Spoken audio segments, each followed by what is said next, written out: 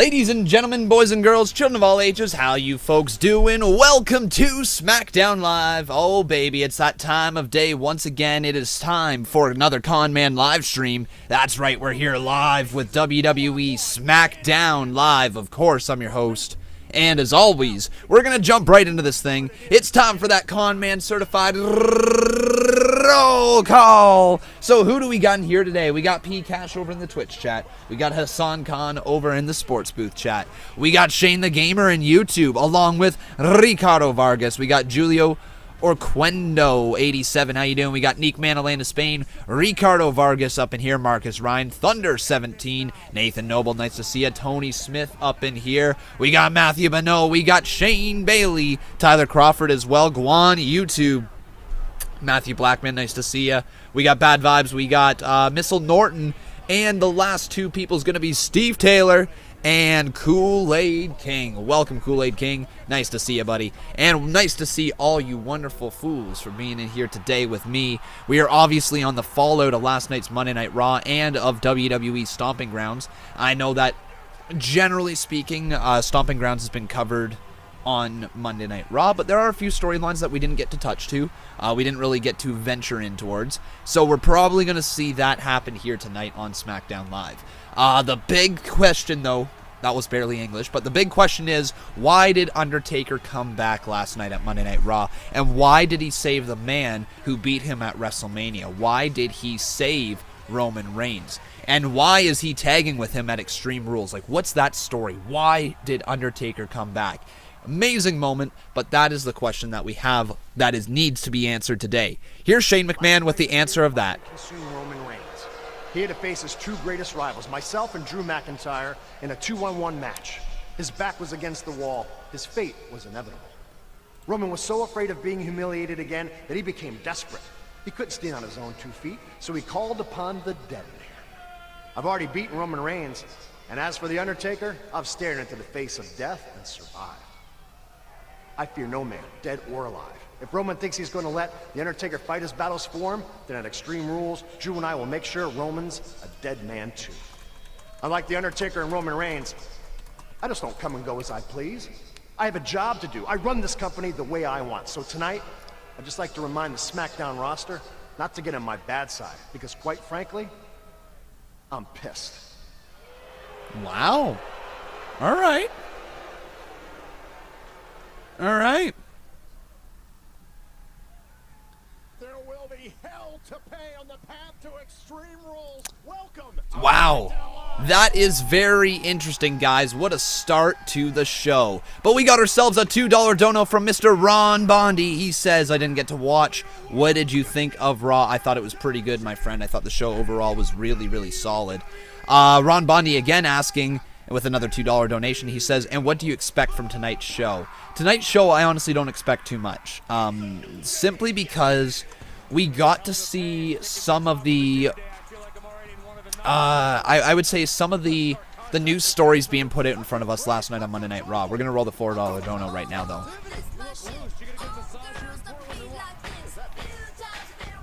Thank you so much, dude, for the $4 donation. I do really appreciate it. Apparently, it's going to run twice, because things are working twice. Anyways, though, what I was going to say is I don't think that we are going to see too much happen here tonight. I don't expect the show to be anything to write home about. I think it's going to be a solid, not great show. And I think that we're probably going to see Samoa Joe interact with Kofi Kingston a little bit more, who is in the ring right now with Big E and Xavier Woods. And we're going to see maybe something with Finn Balor. I would not mind seeing maybe Finn Balor, Gallows, and Anderson interacting in some way. As they start to reform the club. I really don't know if we're going to see anything with Undertaker tonight. I doubt it. But we're probably going to hear from Roman Reigns or maybe Drew McIntyre at some point as well. We just heard from Shane McMahon, so obviously we're going to see him throughout the night as he's pissed, apparently. But yeah, unfortunately, we're just getting a lot of Raw storylines that are being told on SmackDown Live. We got some biddy donations over there in the Twitch chat, so I am the Monster55. Thank you so much, my buddy, my pal, my friend. I appreciate your support right here today. Remember, guys, if you would like to support this channel, you always can. Make sure you leave a like on the video. Make sure you are subscribed to the channel. And also make sure, if you really enjoy this channel, you always drop a donation. Here we go, though. Kofi Kingston in the ring with Xavier Woods and Big E. Baby!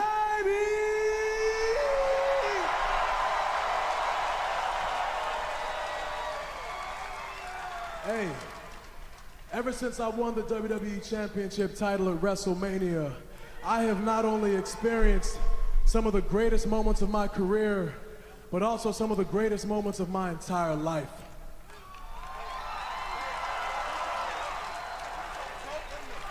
But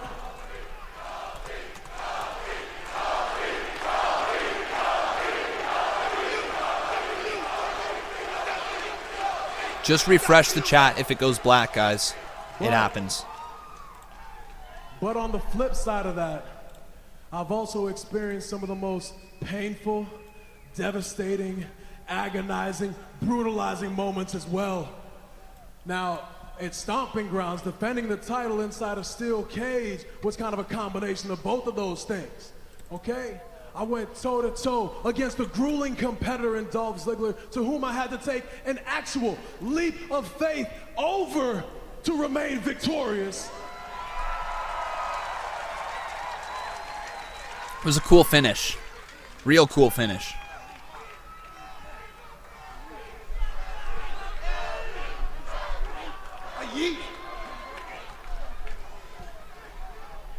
That's just it, man. That's just it. Before I even had a chance to celebrate, before I had a chance to take a victory lap, this happened on Raw. This is what I was mentioning a few moments ago. Last night on Raw, Kofi Kingston beat Sami Zayn. You guys didn't know what happened. Samoa Joe attacked him from behind. Who would blindside the WWE Champion. Samoa Joe, blind with rage 24 hours after losing his coveted United States Championship, set his sights on the WWE Champion Kofi Kingston, and brutality ensued. And just when we thought Samoa Joe was And then he done, came back again and locked in that Coquina Clutch. Samoa Joe, the Jeez, man. Cinched in on the WWE Champion. Samoa Joe would put Kofi Kingston to sleep. Vicious Samoa Joe. Vicious actions there by the big bad Joe. Attack without anything more severe, but Samoa Joe is on the hunt for the WWE title.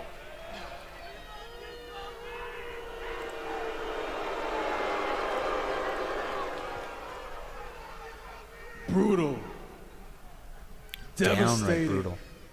agonizing, incredibly painful. Samoa Joe is not a complicated man. Samoa Joe is he's like a force of nature. He's like a Samoan shark. And when he has that Coquina Clutch wrapped around your neck, it's like the jaws of a great white shark just squeezing on you until your world fades to black. No, whoa. Kofi said fade to black. Samoa Joe thinks that at Extreme Rules, he's a shark that has found his prey. But I'll be damned if I let him eat me alive.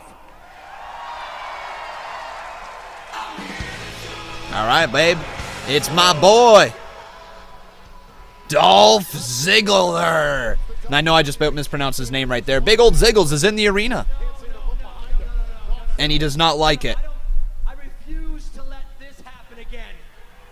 Kofi, I did all the hard work. I did all the heavy lifting, and now some other superstar is going to stroll in and take my spot. No. No. It's not going down like that, Kofi. All these people out here can turn a blind eye to me, but you know better. You know better than this. Dolph, how many times do I gotta beat you, man? How many? Kofi, this isn't a joke. This isn't a game. This is my career. This is my life. This is my livelihood. This is everything. Kofi, you know deep down inside, at Super Showdown, Xavier Woods saved you. And you know, at Stomping Grounds, when you and I, we went face to face, toe to toe, locked inside a steel cage, and we beat the living hell out of each other for the WWE title. And then what happened, Kofi? you took the coward's way out and leaped out the door to save your title. Everyone knows I should be WWE Champion right now. Man, he's still staying on the shtick. What? Biggie's eating some crackers? Biggie's got a pack of crackers. People who believe in me a The lot more than saltines. they believe in you, Kofi. I was talking backstage with WWE management, and they let me know if I win my match against you tonight, Who? I will be added to you and Samoa Joe's WWE title match at Extreme Rules. A triple threat match. Then, and only then, will I truly get what I deserve, the WWE Championship.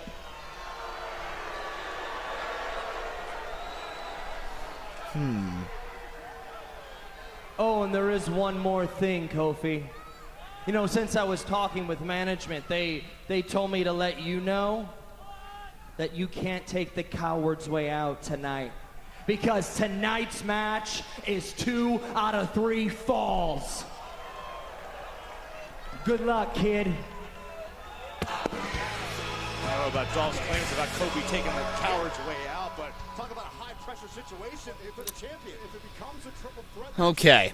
Kofi Kingston Um, involved in the decision to lose his championship between Joe so and look at the resolve of Kofi I think we got some plot holes with the story here. match with Ziggler later tonight. Because, got no choice but to be ready. yes, that I guess there is some logic there, right?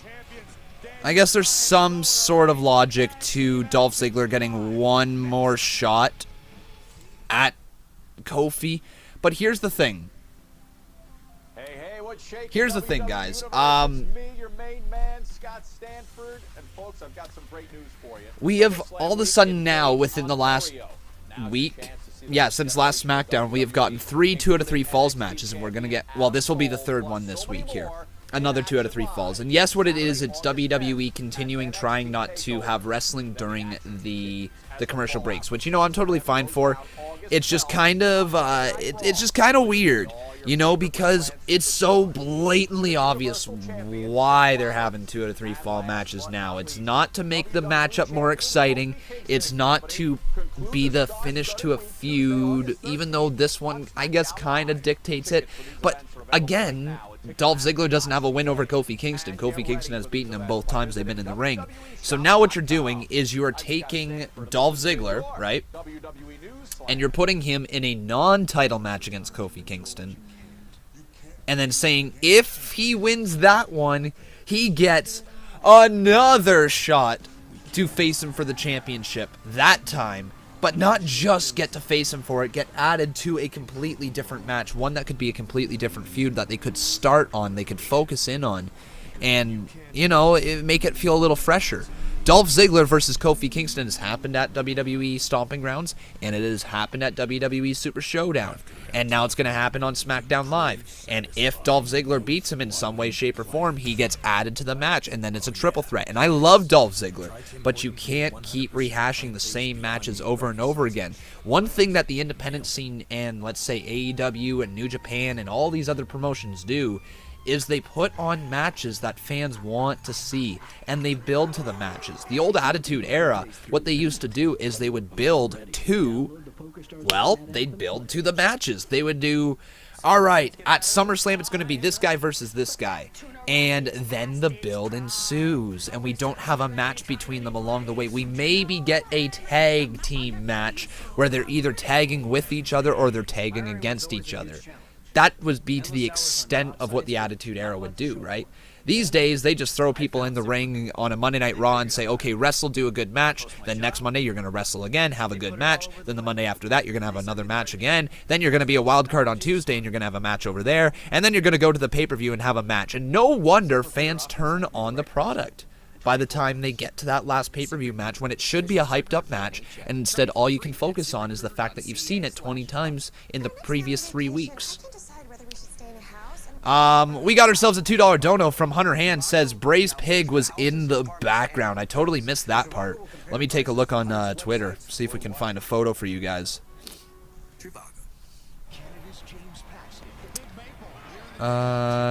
Also, it also doesn't make any sense why Samoa Joe has a title opportunity. Let's actually say that right now.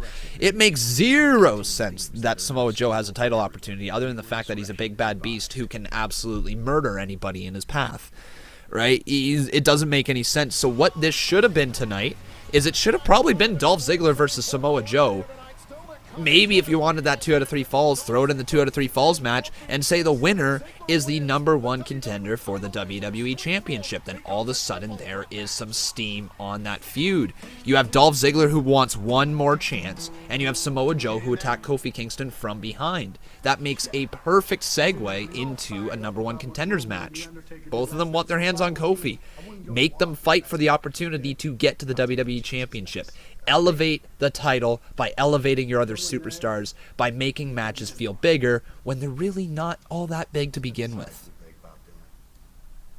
You have to understand that.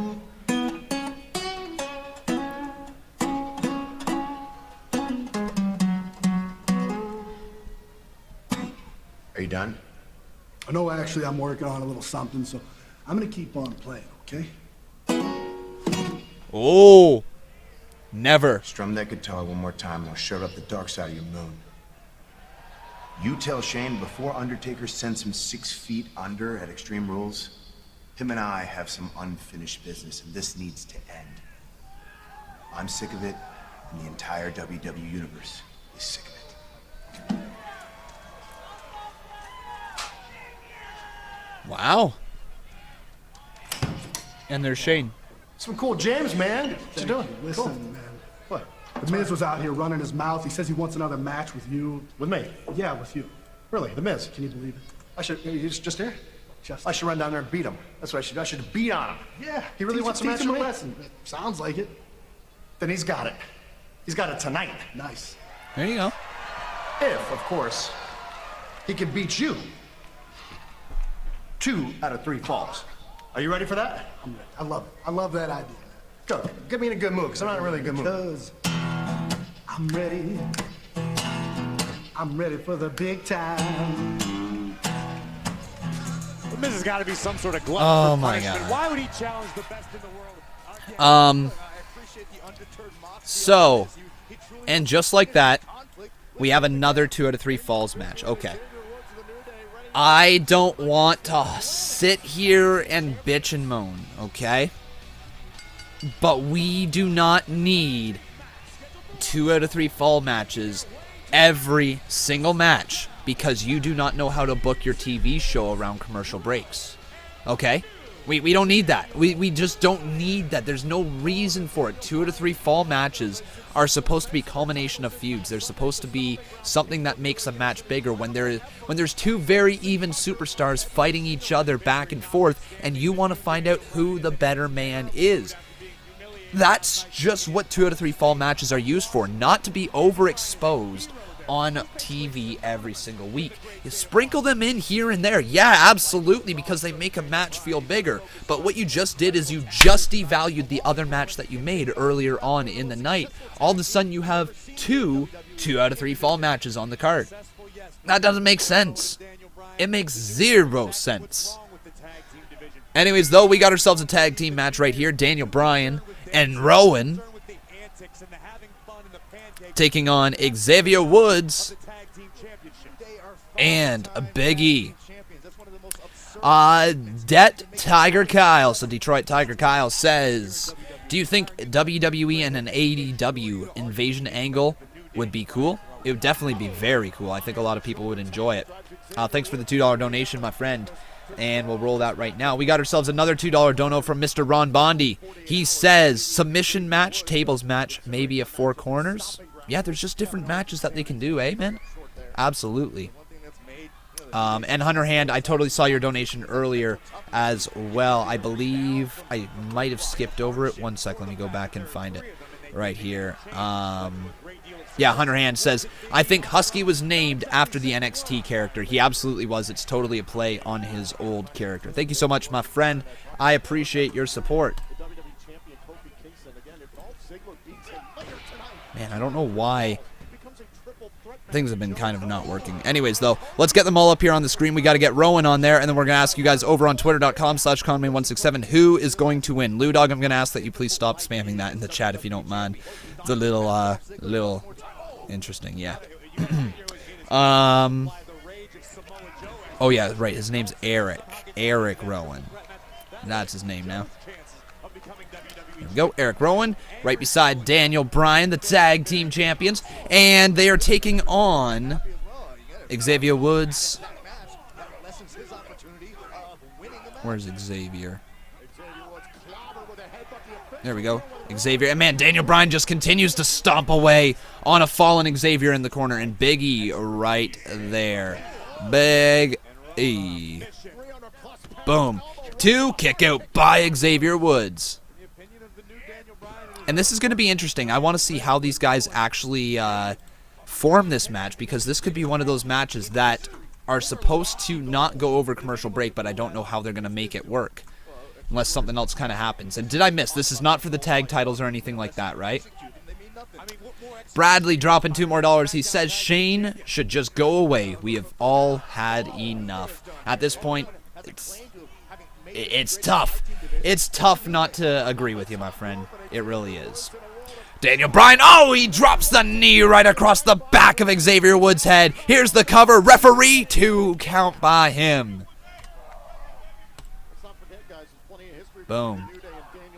Thank you so much, my friend. And I just realized this. We should probably update the boss. Something seems off with it. Yep, there we go. Okay, and folks, with that, we've got ourselves a new boss. His name is Detroit Tiger Kyle. No effect whatsoever on this monster. Oh, it's just overflowing with bad intentions. You have now become a one-time boss battle champion, my friend. All right, but now let's get the Twitter poll up there, because I know that this match has already been going on for a good 5 minutes. Who will win? Will it be... Will it be the New Day? Super kick to the midsection. Bryan and... Oh, man, hiccup. There we go, guys. You can let me know, twitter.com/Conman167, who is going to win this match. Is it going to be Eric Rowan, or is it going to be Daniel Bryan? But hang on, did we just go to commercial break with nothing else going on there? I might have missed it. I'm going to rewind here 30 seconds. Woods ducked underneath. Rowan hit him with a splash. Yeah, okay. So very, very interesting, guys. We just went to commercial break as a wrestling match was still going on, and no explanation for what was going to happen with the match. So what this backtracks on, and I'm not going to say that it's a bad thing, because I mean there's absolutely zero way they can position an entire wrestling show over the course of 2 or 3 hours and not have commercial breaks during a match. But what it does is it kind of backtracks on everything that Vince McMahon just said about the product, that he wants there to be no wrestling over the course of the commercial breaks, and that is the reason for the 2 out of 3 fall matches that we've been seeing. That's the reason for the elimination matches that we've been seeing and all that. But, and this is a big but, you can still have matches go over commercial break as long as the commercial breaks are positioned correctly. And I get, you know, you don't want to have commercial breaks during your main event matches or your highlight matches, because those are the ones that could really benefit, I should say, from going, or from not having commercial breaks, you know, the main events. And then if you kind of position like the undercard, the tag team, not even just the tag team division, but the undercard, the sometimes middle of the card, if you can put some commercial breaks during those matches but time them properly and minimize them as much as possible, then you know what, then that is probably the way to go. They are not going to be able to do entire wrestling shows without commercial breaks taking over wrestling matches at some point. As long as they do their best to effort to continue to try to not have the majority of matches happen during the commercial break, because that is what used to happen. Like, let's face it, we used to sit here and watch more commercials than we did wrestling in a wrestling show. But as long as they continue to move in that direction, then I think it's going to be fine. I think it's going to be good. I might be wrong in my thinking, but I've got a good feeling about how WWE is going to start to pace their shows. And tonight is no different. The pacing of the show overall has been good so far. The commercial breaks have not upset me at all. I know we're only half an hour in, but you know, that's a quarter of the show. And so far, so good. We can see the match still, Conman. Well, then you, I guess, are not from Canada. Interesting. So you guys in America can still watch on the USA Network? Is that what's going on right there? Interesting. If that's the case, then Canadians are going to kind of get screwed out of their viewing experience. We usually do when it comes to commercial breaks and their timing. The USA Network usually has a better option for that. But, I mean, yeah, if you guys are just there. JudePie just said, someone on Twitter said they just turned down the lights in the arena during commercial when the match is still going. Really? Yes, we are still watching. Wow. So there you go, side to side. So people can watch it side to side, screen, picture in picture. Interesting. All good, Lou Dog. All good, buddy. But here we go. We have come back from commercial break, and this match is still going on. And we got ourselves a 5-bit donation over there on Twitch. Thank you so much. That is I Am the Monster. I really appreciate your support. Is there going to be anything shown from the commercial break? No, I do not believe so. Xavier Woods catches Rowan there on the side of the head and drops down the big bad man. Yeah, I think we need to see Finn Balor here tonight. We really do. But here comes Big E, and he has finally been tagged into this match as he is running wild. Nice belly-to-belly overhead throw right there to Daniel Bryan, and he follows it up a second time. Ducks underneath. Oh, my God. Third belly-to-belly, and Big E is rolling. Oh. Big E off the ropes, lining it up. The big ending splash, but he catches Daniel Bryan's knees, and Bryan's transitioning it right now. He's got it locked in, the label lock. The label lock is locked in from Daniel Bryan. He's holding it right now on Big E. Big E's got to writhe his way all the way to the bottom rope. Will Xavier break it up? Will Xavier make the save? Or will Big E get there? Xavier Woods comes on into the ring and smacks Bryan across the back. But Rowan now, the big bad, I don't even know what he's called. He's not even really a vegan. You can't be that big and be that big of a vegan. Oh my God! Big old drop kick there from Woods, catches the non-vegan Planet's champion Rowan. And now Bryan, the real vegan of the team, is gonna start hammering away in the corner on Big E with those yes modified kicks. And here he goes. Big E plants him into the mat. Thundering shot right there to the tag team champion. And now Big E's got him all the way up. Big E looking to deliver. The up, down, down. Cover 2. It's over. Woods, Big E have beat this and beat the SmackDown Tag Team Champions. Was just making sure it wasn't for the tag titles. Wow. Damn. So the New Day beat Bryan and Rowan, which, okay. So let's talk a little bit about this, because we're starting to see a trend right now.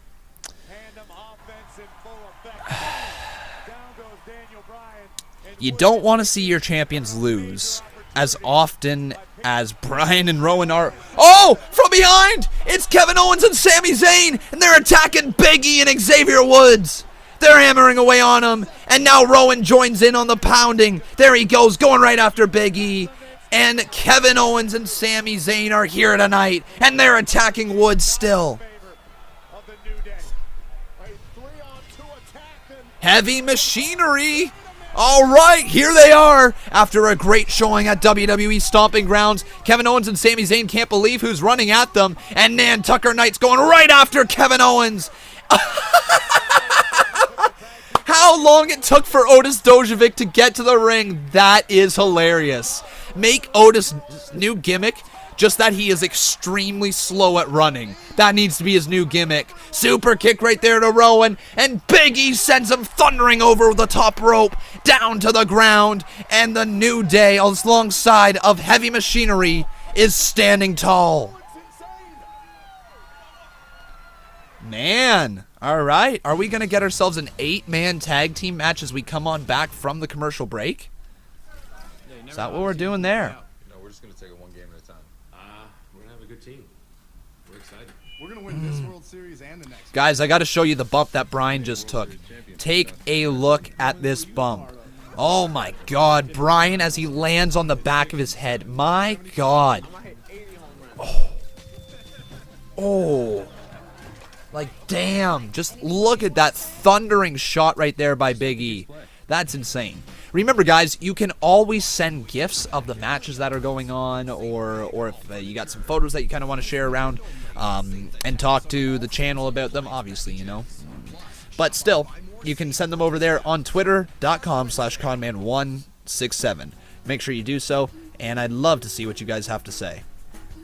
You can also follow me over there, AJ Welsh. Thank you very much for following me as well. I appreciate it.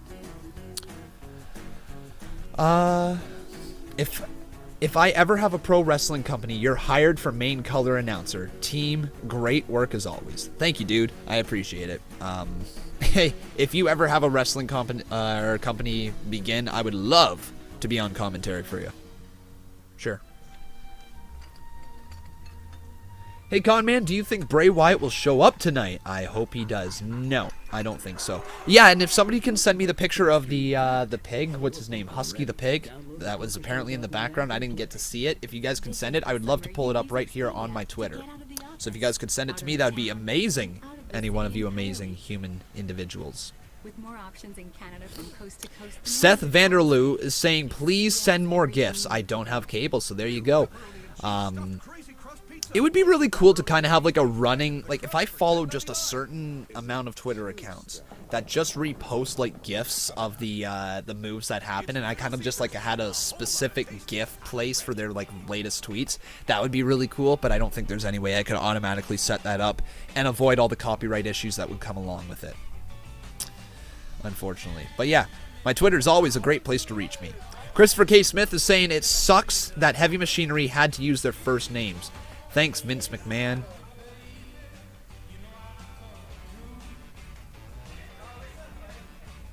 I'm confused what made you mad there, my friend.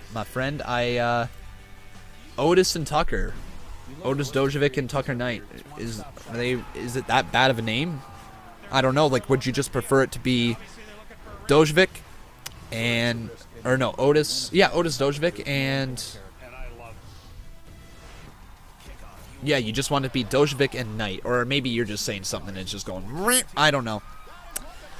Cody Beggs says, did anyone catch the Twitter feud between Seth Rollins and Will Ospreay? Yes, actually, guys. We can talk about that right now. I totally forgot. But here we go. Before we get into that, take a look right here, guys, on the Twitter feed. What's that behind Daniel Bryan? It was Huskus the Pig. So there you go. Thank you so much, Zarab. And Steve Taylor sent it in there as well. There's a larger photo. So really quickly right here, guys, I posted a poll earlier in the day asking you guys what you thought about Seth Rollins and Will Ospreay, and who do you think's better? Who do you think's the better wrestler? Who do you think's the better performer? That is available over on Twitter. It's one of my polls that I had earlier today, and so far, of the 49 votes that are there, the 61% say Seth Rollins and 39% say Will Ospreay. So kind of cool. You guys can get in the voting action right there if you would like to as well. But man, we got ourselves an 8-man tag team match going on right now. And I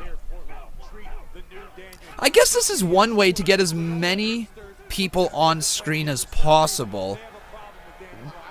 But it's also not doing anybody any favors in the tag team division, you know. Bryan and Rowan just lost. And also, here's the thing. If Bryan and Rowan lose again in this match, then all of a sudden they lose so much in the recent... Well, like, literally, they lost on Raw, and then they would lose twice on SmackDown. They lost When did they lose last time? They lost before that as well. They've been doing a lot of jobbing out to people. And while that's fine to a point, you got to protect your champions a little bit more. And man, where's the rest of their team? Where's the rest of Tucker Knight's team? Are they all down on the outside of the ring? Oh, big old chop right there. And man, the reason why I don't have everybody up on the screen is probably because this match is going to be over before we know it. And by the time I get them all up there on the screen, it's going to be chaotic. It's not going to fit. And then this match is going to be over. So that's why I don't have anybody up on the screen right now. The match currently at hand is Heavy Machinery and the New Day versus Rowan, Bryan, Owens, and Zayn, I believe.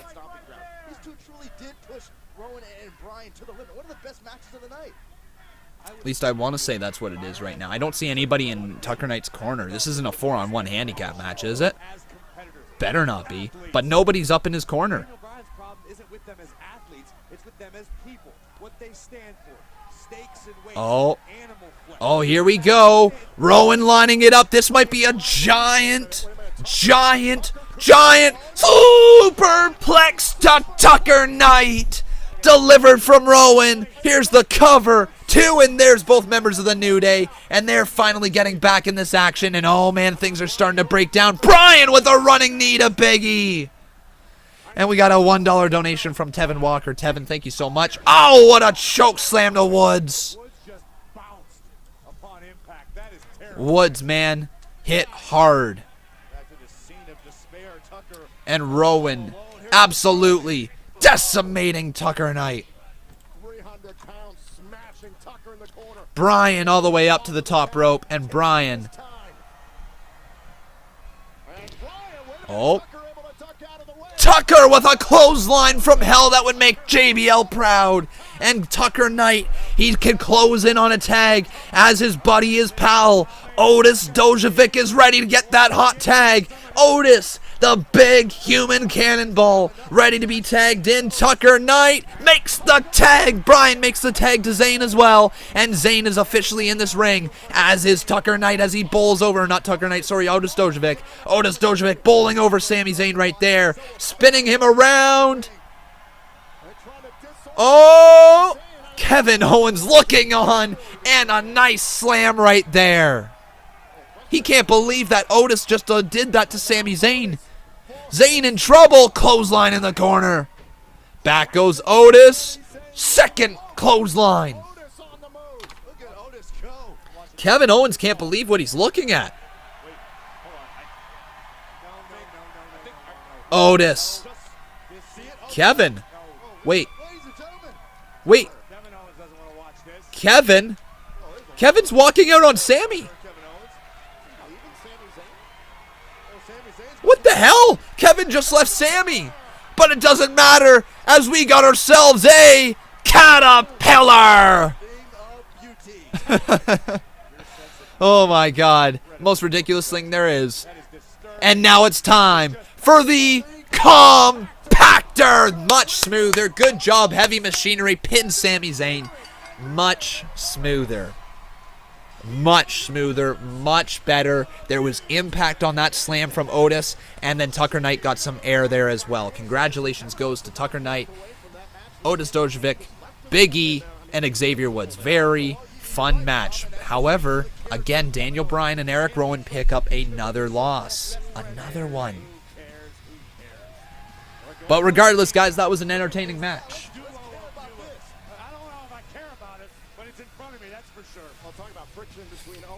Did Corey Graves just say, I don't know if I care about it, but it's in front of me for sure? If that's not every single wrestling fan with every single storyline going on inside the world of wrestling right now. It's in front of me, but I'm not sure I care. Oh my God. Daquan is a savage. Thank you very much for subscribing, dude. So, alright, I gotta have a little bit of a rant right now, because I am getting sick and tired with how loose WWE is with this wildcard rule. We are Yes, well, we are getting some decent storylines. You know, we're getting decent stuff. For having your top stars on every show. Oh, hang on. One sec. I know you don't have your rematch against Bayley yet, but here's this. I got a match against Bayley on Smackdown Live. And if I win the match, you get your rematch against Bayley at Extreme Rules. I just have to win the match. And you get your rematch. You have to do whatever it takes to win. At all costs. Do you understand me? But you believe in me, right? I do believe in you. It's just, I'm not gonna be there to believe in you. No, you believe in me, and that's all I need. I will not let you down. Just watch. Okay? Enjoy Japan, all right? I'm not gonna let you down. Something tells me the goddess is going to be a nervous wreck during this match, but it is. So, I like this a lot. If Nikki wins, Alexa Bliss receives a women's championship rematch at Extreme Rules. This is good. This is good. This is a continuation of a storyline. Honestly, I will admit this once again. I think Nikki Cross, Alexa Bliss, and Bayley's storyline is one of the best things going on inside of WWE right now. Up next is going to be a 2 out of 3 falls match. Is there any more stuff backstage there? I didn't see anything. Okay. Rant time, everybody. It's time for a con rant. So, the wildcard rule. Everybody knows about it. Everybody hates it. It makes no sense. You know, in theory, it should work. In theory, it should. But what it has actually done to the WWE is it has caused there to be this floodgate, you know, be caught between... I didn't word that right. I got to start over there. It is not allowed talent to break out the way that they used to be allowed to break out. And I mean, they haven't really broken out. You know, talent hasn't been allowed to break out in a while. But at the end of the day, what WWE used to let the mid-card do is to grow the talent that they have. They gave them opportunities. Chance at a mid-card championship. Chance at a mid-card feud. Maybe they catch steam, maybe in a tag team. But now what they're doing is they are taking the top superstars from Raw, people who have already made it, people who have already become, you know, over with the crowd. And you're taking the top superstars from SmackDown, people who have already made it, people who have already been there, people who have already won things, people who have already gotten over with the crowd. And you're like, okay, let's put them on both shows. And put them on both shows every single week. Kofi Kingston on both Raw and SmackDown. Seth Rollins on both Raw and SmackDown last week. Then you've got this person on both shows. You got this person on both shows. You got this feud on both shows. You got Shane McMahon on both shows. And probably even NXT soon, because that's Shane McMahon. He's the boss's son. He gets put on absolutely everything. But they are overexposing their current talent. We love watching wrestling, but we also love the story, the hype, the suspense around everything that wrestling entails. We like waiting for the matches. We like getting excited. We like counting down to the match. We like saying this is going to happen on this day. Pay-per-views, think about this. The term pay-per-view. We want to spend our hard-earned money, and yes, it's, you know, it may only be $9.99 a month, but it's still $10 that you could spend elsewhere, right? You want that $10 when you're going in there watching a pay-per-view to feel like you are earning your money's worth. You want to feel that, and yes, the WWE Network, once again, is an amazing, amazing, amazing subscription fee for only $9.99, right? It's super cheap in comparison to how the pay-per-views used to be. They used to be $64.99. They used to be really expensive, but they do not bill to the pay-per-views in the same way anymore because of the subscription fee, because they don't make their events feel like big deals, because they don't actually have to sell the fans on buying it, because they already have our money for that month. But regardless, that doesn't mean that you can't try to make the pay-per-views feel bigger. You can't try to build to those matches on these pay-per-views and then fill Raw and SmackDown with mid-card talent, showcasing them, and allowing them to get over to one day maybe make you more money down the line.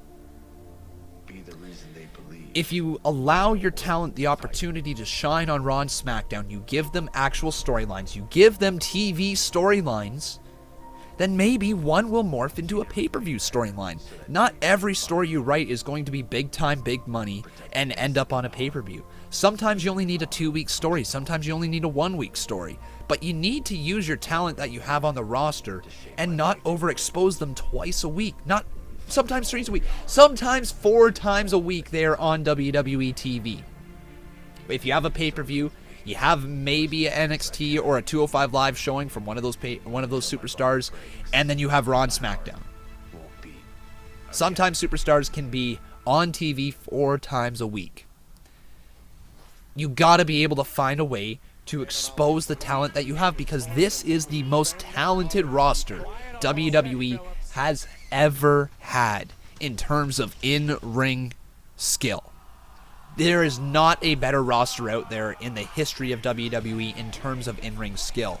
However, in terms of star power, this is one of the lowest quality rosters we have ever had. Just from pure star power. There is no megastars on the roster anymore. No full-time megastars. I do not consider Seth Rollins a megastar. I do not consider AJ Styles a megastar. I do not consider Roman Reigns a megastar at this point. Those guys have not made the transition into the casual viewers beyond the WWE. Yeah, you may know the name AJ Styles. Yeah, you may know the name Roman Reigns. But that's it. You just know the name. You've never actually learned what they do. As opposed to John Cena. He was in absolutely everything. And everybody knew about the You Can't See Me. He was a megastar. The Rock, if you smell, was a megastar. Stone Cold, oh hell yeah, was a megastar. These were guys that transitioned and crossed over into the casual audience beyond WWE. And they have not found a way to let their mid-card grow to become those megastars of the future. You just haven't. You gotta let them grow. You gotta let them show what they're all about. And you do that on Monday Night Raw and Tuesday Night SmackDown TV. But they're not gonna do it. Instead, they're gonna have Shane McMahon on another show. And we're going to get a match that we have already seen a bunch of times on SmackDown Live. Yes, I get this is kind of the conclusion, but Miz is probably going to end up beating Elias here. And a 2 out of 3 falls match, so yeah. 2 out of 3 falls. Gonna show all the haters. Julian Burge, thanks for the $1 donation, my friend. I'm gonna sweep the Miz faster than Golden State swept the Blazers.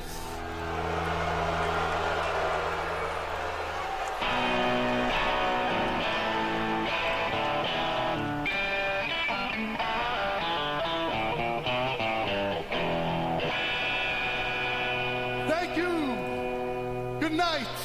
I love none of you. On Extreme Rules 2 weeks from Sunday, streaming live on the WWE Network, Shane McMahon will team up with Drew McIntyre to face off against the team of The Undertaker and So, I don't know how this match is going to go down. I want to ask you guys what you think about this. The Big D Zone says, yes, make a pay-per-view storyline exciting again. Give us a reason to spend money. I don't like the stars coming on both shows. I absolutely agree, my friend. Absolutely agree. Elias takes a hard bump there. But now, guys, let's get the Twitter poll up here live for every one of you. Who do you think is going to win? Well, I mean, the good news is he's not going to beat Elias. Definitely not 2 out of 3 falls. All right. And let's go The Miz. Or will it be Elias? Here we go, guys. 2 out of 3 falls match. Once again, not overexposed at all. As Miz goes right into the corner. Nice corner clothesline. Only The Miz can pull that off right there. Oh, Shane McMahon getting a little bit involved there. All right. Miz. Drop. Oh, not a drop kick. High knee from Elias. Elias. Drift away to The Miz. Miz is in trouble. 1, 2. Elias has the first fall. Cue the commercial break. So Elias goes up 1-0. The second fall opportunity begins when SmackDown Live returns. There you go. All right. So, to go back even further with this little rant that we've been having going on, you don't like in overexposing, right? And that is WWE's biggest problem right now, is they just overexpose their talent, they overexpose the matches, and they overexpose the type of matches that they do. You know, they don't build to it logically anymore. Julian Burge 1 says, "Where do I live?" In Canada. There we go. That's about as specific as I'd like to get. Thank you so much, dude, for the $2 donation. Quicker, better, smarter. Dulux. Shut up. Seriously, you sound like Michael Cole when you do that. Oh, do I, my friend? Well, Michael Cole has had a long-standing job there inside the WWE, and Michael Cole has earned a great living for his life, and he has probably built up a nice life for his family and a nice life for himself, and just by sounding like Michael Cole. So, maybe, if I drive a little bit of inspiration from Michael Cole because he is one of the best commentators of all time, yes, I said that right here because he is, then, you know, I think that's okay. He may not sound great right now, but back in the day, Michael Cole, like a few years ago, not during his heel run, but absolutely, he is one of the best play-by-play commentators that WWE has ever had, and I will stick with that. I will. I think his match calling is fantastic. I thought that his work inside of the, what was it? Was he a part of the United Kingdom tournament? I think he was the inaugural one, right? I believe so. I think he was a part of the inaugural United Kingdom tournament. And his commentary work during that was fantastic. You see that he's still got the chops, but he's just got Vince McMahon through his ear at all times.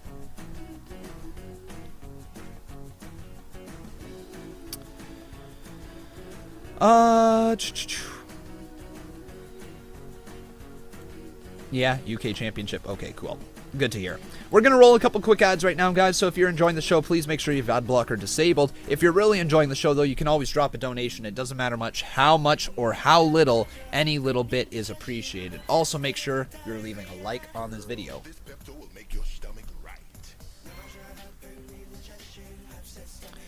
Michael Cole even had wrestling match in spots. Name a non-wrestler commentator that does that.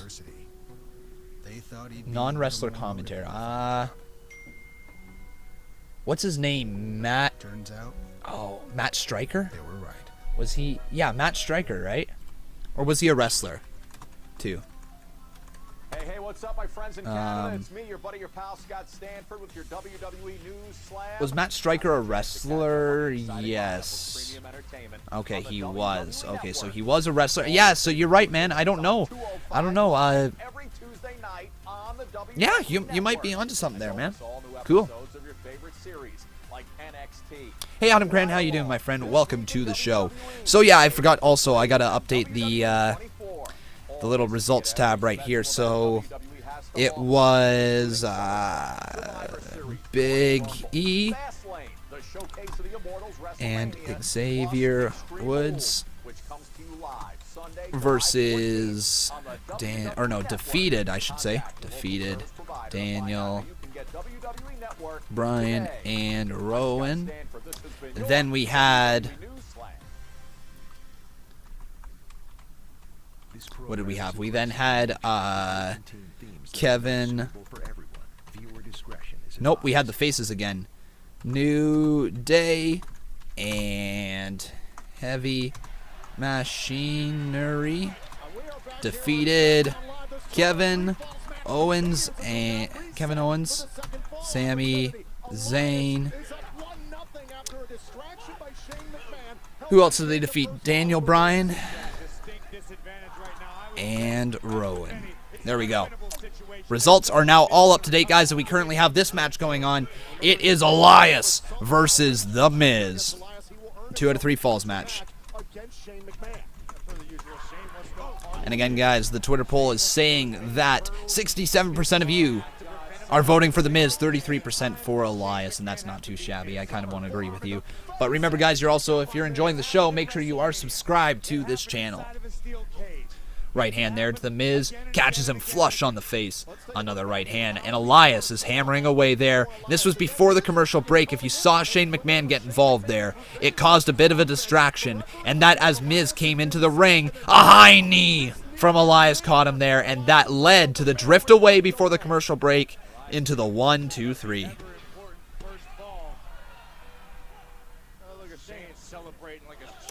And right now, the current falls are 1-0 for Elias. And imagine if Elias finds a way to pick up this win here. Imagine he goes up 2-0 over The Miz. That would be incredible for Elias. And I mean, I don't think anybody's giving Elias the time of day right now in terms of an actual push. He's just the lackey for Shane McMahon. And you know what? I don't mind it as Elias is a little bit of a lackey. He's got so much charisma on the microphone that he can really just get away with putting anybody over at this point, because all he has to do is go out there, cut a little heel promo, play the guitar a little bit, and the fans will go right back to hating him and forget everything that just happened the previous week. Elias has got it made for a transitional act inside of WWE. He really, really does. But Miz is back up to his feet, and Miz hammering away there, but Elias sends him right back down to the ground with a side headlock. Jonathan Will Birding saying that Miz is a jobber now. Shame, shame. I do not agree with that. I don't think Miz is a jobber. Miz has lost a lot more of matches than he's won recently, but that doesn't mean that he's a jobber. Miz has just such a name value to him right now. He's a babyface that the fans want to root for. There's no way that you can view Miz as a jobber. You can view him as a little bit of a enhancement talent right now, if you will. I know that's kind of the same term as jobber. But he is more of an enhancement talent for other talent in order to put them over. But he's still involved in his own storylines, right? It's not like he's just being excluded from all storylines and then put out there in a match just to do the job, right? He actually has his own thing going. There is a storyline going on with The Miz. There is this redemption project for The Miz, and it's fine. It's nothing, honestly, to write home about. I still believe that he probably should have won the Fatal 5-Way elimination match to become the #1 contender for the United States Championship. And then I believe that he probably should have won the U.S. title because he is a fantastic mid-card champion. And then, you know, the matches that he could have put on with Ricochet, you could have Miz kind of play like that Velveteen Dream type role where he's not a heel, not a face, he's just kind of in between. And the fans will either root or boo him depending on the storyline that he's in. That's the way the Miz should be positioned on the main roster. But they don't position him that way right now. They're positioning him as a purebred babyface, right? One thing also that Elias does so well, watch his selling. Oh my god, misses the high knee right there though. Skull-crushing finale, reversal there by Elias. Elias kick to the midsection though. DDT from the Miz. Here's the cover, 1, 2, kick out by Elias. Also, a reminder to you guys, make sure you leave a like on this video. Brandon Hardy says, everyone hated The Miz in his career until now. To a point, yeah, because Miz was so good at his job. I think fans hated The Miz. Like, Miz had Baron Corbin go away heat, right? Like, for a long time, Miz had that go away bye-bye heat. People did not want to see him on their TV screens. He was that good at his job being a heel, right? And then we saw him transition into a babyface for a little bit there. It didn't really work out. And then when he switched on over back to being a heel, this is where The Miz found his second coming inside of the WWE. The Talking Smack promo is where I want to say Miz became a star in the WWE and not just a perennial mid-card player, right? Like an actual star that fans want to root for and fans want to see on their TV screens. That was courtesy of Talking Smack. And Miz did that all on his own right there in his own promo against Bryan. And it's just a damn shame that the whole thing didn't really develop into a better storyline. I think that Daniel Bryan versus The Miz should have been a WrestleMania storyline, and they didn't capitalize on that either. Oh, skull-crushing finale there. Miz into the cover, 1, 2, and Shane makes the save. What the hell? What the hell? That's a DQ. Disqualification. The hell?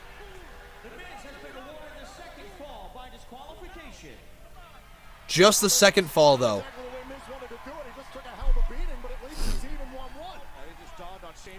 So now, guys, the match is all even at 1-1.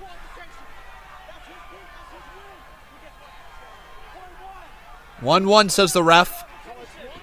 Oh! And Shane just kicking The Miz. And now Elias joins in. And Roman's got to come, right? Roman's got to make the save. Where's Roman Reigns? Roman's got to make the save, man. He has to. He has to come on out. No, he doesn't. They just send Miz to the outside of the ring. And this third fall is probably going to happen as we get back from commercial break. But this commercial break's not coming quick enough as Miz is getting slammed to the top of the announce table. Sent all the way over, right onto the chair. Oh my God! Miz's spine just went really diving right into the chair. That chair dug right into his back, man. That can't feel good. No way in hell that feels good.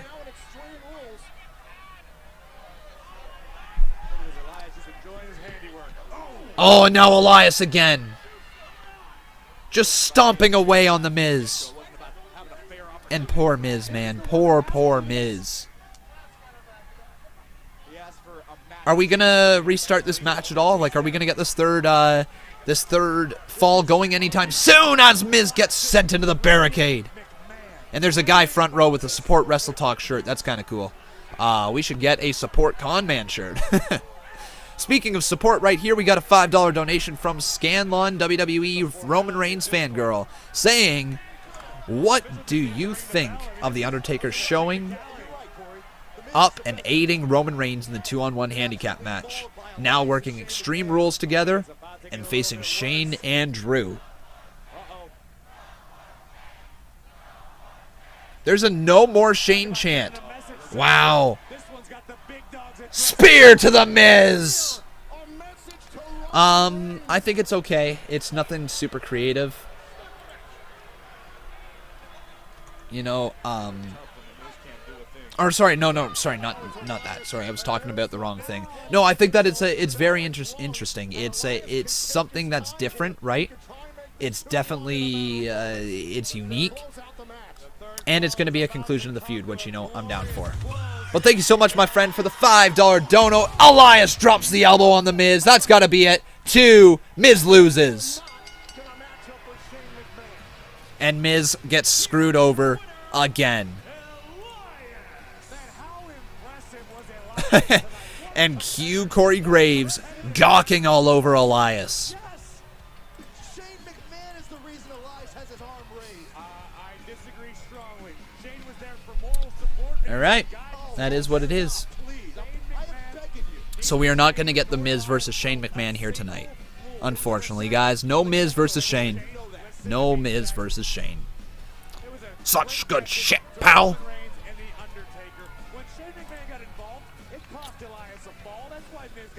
All right. Shane worked within the rules and parameters of WWE. And, oh, wait a minute. I think we're going to be... Miz likes encores, right? So what they just did to the Miz wasn't enough, apparently. I'm just looking right here. From Christopher K. Smith saying, could the Firefly Funhouse make more appearances on Raw and SmackDown, and could Bray Wyatt return on July 8th, 2019? Hint, he made his debut on that same day from Wrestling Days. That would be interesting if he made his debut on that day as well. Cool. Aled Thomas says, why not read the chat and the Twitch chat? Honestly, because it's literally turning my head away from the screen most of the time, if you want an honest answer. I never think to look all the way over there sometimes. Oh my god. Now Shane, though, gonna go for a coast to coast. And Miz has been beat down.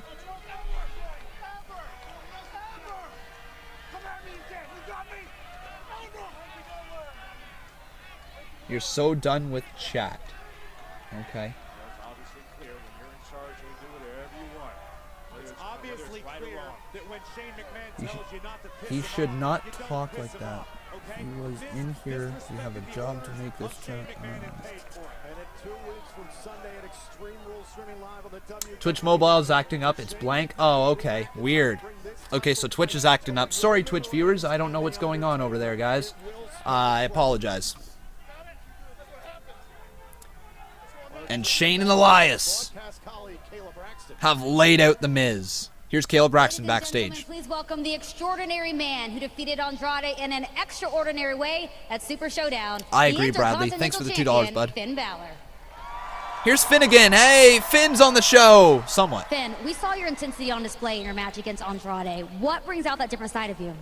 Kayla, I've got all the respect in the world for a competitor like Andrade.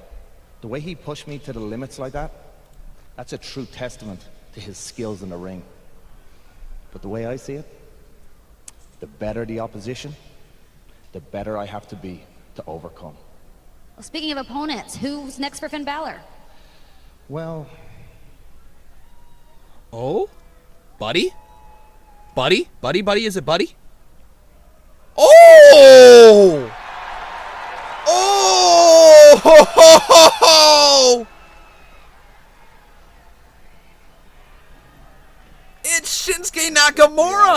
sir. Finn Balor's next opponent might have found him, but in the meantime, this is such a sad scene. Hey, come on, Miz. Holy! Miz put himself in this position. Shinsuke Nakamura, Finn Balor. 2 out of 3 falls to then force a matchup with Shane. And for the IC title, that's a match I gotta see right now. When will he learn? Oh my God. Miz still trying to get out of the ring though, but man, Nakamura versus Balor. Oh yeah, give that match to me right here, right now. I want to see that. Oh my God. Okay, everybody, if you have not done so, please make sure you continue to smack a like on this video. We got to get this video all the way up to at least 200 likes, okay? I see we got 540 watching. Why do we only have 125 likes? We can do better. Everybody smack a like on this video. Also making sure you are subscribed to the channel. You can see your name pop up on the top left-hand corner. But man, Shinsuke's back on TV. Not beside Rusev. Wonder if they're just moving on from that partnership. Yeah, that's a money match. And you know what? WWE, I gotta applaud you for at least trying to do something with the IC title. Like, when you think about it,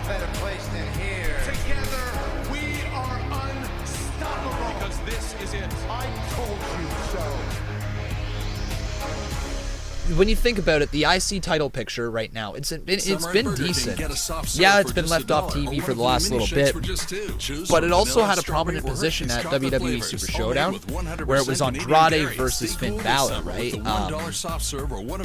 And that was a drooling, mouth-drooling, watering, whatever you want to say, type of match. That was one that fans wanted to see, and it seems like maybe the IC title picture is going to be that workers type of title, maybe, that they're starting to position it as. Finn Balor holding on to it is great for the title, and he can go up against absolutely anybody. And all you gotta do is replicate Finn Balor's NXT run with the NXT Championship, but make it with the IC Championship. Make his big matches have the Demon involved. Make his other matches not have the Demon involved. You know, something like that I think would be really, really cool to watch. And we didn't really get to see it. We've never really gotten to see it. America's Got Talent, Tuesdays on City TV. Yeah, I absolutely agree there, Oled. Thanks for talking about that in the Twitch chat. Anthony, this is not the place for it. Okay? If you can poker face through that, trust me, if you got some stuff going on, like, yeah, I know, but man, you gotta make sure that you know. Simba, you must remember who you are. The WWE doesn't want Nakamura going to AEW. They give her zero F's about what Rusev Endless might hours do. on job sites with not a lot to show for it. Then, I found ZipRecruiter. Yeah, They probably figured you're out right. hiring. For I whatever post my reason, job. WWE doesn't see big money They in put it Rusev. all over the web. And they send Oh, me the right shoot, my TV's way too loud. Thanks, guys. Thanks. Whoops, my bad. My bad. Yeah, what WWE does is, yeah, like you're right. They've got these people that they want to send off to AEW, saying that, you know, okay, yeah, we don't need you. We're not going to re-sign you, you know, whatever. And Rusev just seems to be one of those guys. Like, yeah, they probably extended money to Rusev, but they probably lowballed him. They don't use him on TV, right? For whatever reason, when Rusev got super over with Rusev Day, they barely used him on TV then.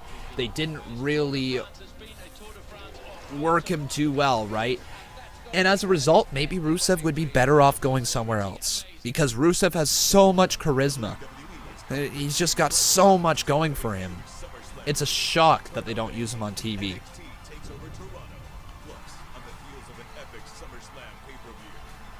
Sports Powered Gaming asking, hey Conman, whatever happened to Jason Jordan? Good question, my friend. Jason Jordan, he got injured. I think it was something, either a concussion or a neck issue or something to do with his upper body here. And as a result, he is not officially retired from wrestling, but you know, he's been working as a producer backstage in the WWE, or working in some backstage roles for the WWE. And it's just probably not looking good for his career. Cynical Ninja dropping $5. Thank you so much, my friend. He says, Face Miz has apparently became the jobber punching bag for Shane and Cra. I think you mean Crew, but yes, he has become the punching bag for them for sure. For whatever reason, WWE neutered Miz the moment that he got over. For whatever reason. Well, thank you so much, my friend, for the donation. And it's now time for Nikki Cross. And yes, folks, we do have ourselves a new boss. Her name is Scanlon, WWE Roman Reigns fangirl. So WWE Roman Reigns fangirl, thank you so much for your support right here on the channel. You are the new boss. Nikki Cross in an attempt to atone for her mistake this past Sunday at Stomping Grounds that ultimately cost Alexa Bliss the SmackDown Women's title. Well, she can earn a title. I don't want to see Lana off my TV. Get rid of Rusev and keep her on every show. Oh, man. WWE Universe, the brand new WWE mobile game. Assemble a roster of your favorite WWE superstars and dominate the competition. Your roster, your superstars. It's your universe. I mean, Nikki Cross is being a great friend, getting Alexa this opportunity, but I also feel like Alexa has very little faith in what Nikki can accomplish here. We're good over there now, guys. All right.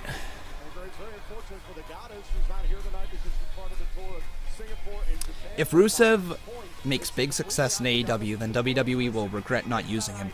WWE's going to regret a lot of things when they see the level of success that people in AEW are going to be able to have that are former WWE superstars, right? That's Benefiting you and making your career and your life better. It's a friendship with boundaries. That's what it is. While we spoke with the SmackDown Women's Champion Bayley earlier today. I totally just lost. You know what, guys? People in the Twitch chat, just stop talking about it, okay? I can't read it. This is why I'm not reading the Twitch chat right now. We just got to move on. Like, stuff's going on over there. Just please, just. Man. Here's Bayley with a promo. But if Nikki thinks that she could beat me tonight and earn Alexa a rematch at Extreme Rules, then I gladly accept. I just hope that she's ready to learn the truth. And the truth is that Alexa is a liar. And I am your Smackdown Women's Champion. You know, that seems to be the common theme here. Bayley talking about how she knows the real Alexa. We saw last night on Raw, Naomi, Natalya trying to talk some sense into Nikki because they also know the real Alexa. Yeah, you're right. It is a common theme. And man, Nikki Cross, she's going to start off pretty hard right here. There we go. So Nikki versus Bayley. And this is an interesting matchup because if Bayley loses here to Nikki Cross, Alexa Bliss gets another opportunity. And this is where I'm talking about making matches have something on the line, right? Nikki Cross, well, you're not going to expect to see her in the women's title picture right away. Obviously, she's still fairly new to the main roster and all that. But you can put her in a position where she can wrestle and try to win something for somebody that she is in a storyline with. The point in case right now is Alexa Bliss. She is in a storyline with Alexa Bliss, and she is trying to win a match for Alexa Bliss. I like it. We saw no context. Alexa might have just had a bad meal. It could have been last night. It was that case. It's a totally different situation. All right. Let's remember, guys. It was Nikki Cross. She blames Bayley. The reason why Nikki Cross, though, going all the way up to the top rope. And take a look right there. Bayley in trouble. Crossbody from Cross. 2. Kick out by Bayley. And now, guys, I want to ask you, who do you think is going to win? Is it going to be Nikki Cross or Bayley? Hashtag WWE. So Bayley right here. Nikki Cross. You guys can once again let me know. Twitter.com/Conman167. Please vote in the poll. Again, that's Twitter.com/Conman167. We're going to bring that poll up right now, and you guys can vote in live time right there. Man, Cross, though, takes a big old elbow there from Bayley, and Bayley into the cover. She's got it. Bayley can't get the win there on Nikki Cross, who kicks out at 2.5. And we go to commercial break, so interesting. to continue on that little talk, I'm sure a lot of you guys are able to watch that match at home if you're watching on the USA Network. And I wonder if Raw is going to try to structure their 3 hours so that their matches don't go over commercial breaks. SmackDown, I'm not sure if they're going to do the same. It seems like they have no other option but to somewhat insert commercial breaks into a couple matches here and there. And then the other ones are going to kind of work around with the what's it called? With like the 2 out of 3 falls matches, the elimination style matches, things like that, where you can kind of work yourself around the match at hand, right? And the current rules. We embrace the open road. Introducing the all-new Chevrolet Blazer. Interesting about people on Twitter saying about commercial breaks. Let me go through with the commercial break thing on Twitter, because I haven't really been keeping up to date with the tweets right there. Seeing,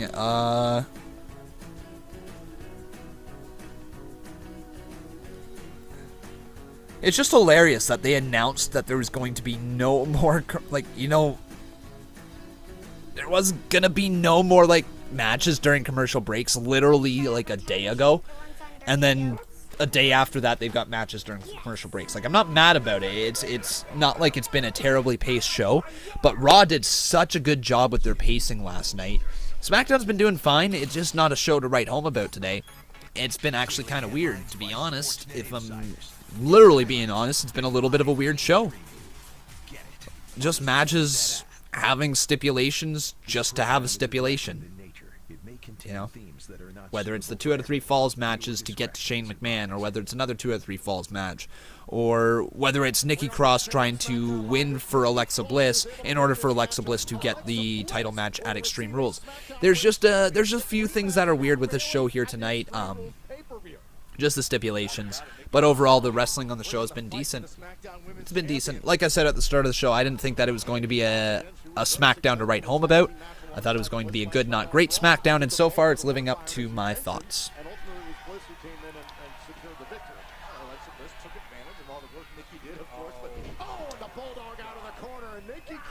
It might only be for Raw, but SmackDown will have commercials cut on a match. Yeah, like, they definitely have Raw paced well as of last night. I mean, it's only one show.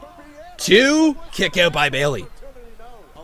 They've only had, like, that one show paced like that, but I mean, if they do it again next week, then we're probably just going to get Raws with no matches during commercial breaks, or at least trying not to have matches during commercial breaks. And SmackDown's going to be the odd one here and there, kind of sprinkled in. They did say they were still doing the picture-in-picture with commercials. Okay. See, like, the picture-in-picture thing works fine for people watching on the USA Network. I don't know, people who are watching on other networks, let's say. Because I'm watching currently on Sportsnet 360. Oh, kick out by Bayley. I'm watching on Sportsnet 360, which is Canada's home for the WWE. Man, Bayley missed hard there. Damn. But I don't know where people watch. Is it Sky Sports over in the United Kingdom? Where do you guys watch TV, or where do you watch the WWE shows on? I'm really curious. We saw that look Sunday at Stomping Grounds. That's what ultimately drove Nikki Cross to go after Bayley in the middle of the Oh, Bayley. Nice back suplex there to Cross. And I really want to see Bayley. Oh, man. Well, I don't know, because I think you should probably have Bayley pick up the win here for storyline purposes, with Alexa Bliss still being mad at Nikki Cross. You probably need to do that, but I mean, at the same time, it would be a huge win for Cross. And here she goes with the roll-up on Bayley. 2, kick out by Bayley, and she's got her down with a crucifix of her own. Cross is in trouble. 2, kick out by Cross. Cross is back up to her feet. Oh, schoolboy package by Bayley. 1, kick out by Cross. Roll up by Cross. Bayley rolls through. Oh, hard knee catches Cross on the jaw. Roll through. Oh, Cross has Bayley. 1, 2. Cross has Bayley. She pinned her.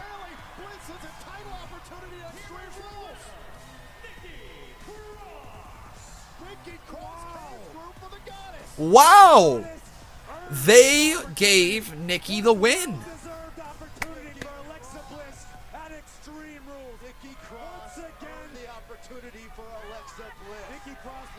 Wow, okay.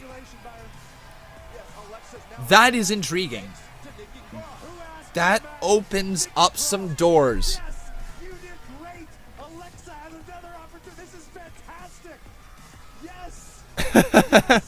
Graves just celebrating hard with Nikki Cross. That's hilarious. Wow. That was clean. Okay. Now, to analyze it.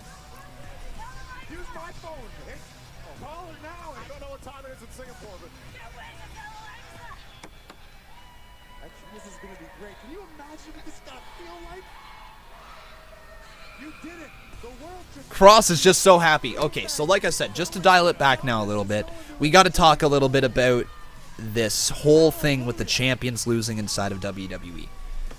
Alright, champions are losing far too often. SmackDown's tag team champions lost. Raw tag team champions last night lost. We saw, obviously, now Bayley lost. They're losing too often. Don't have your champions lose without a purpose.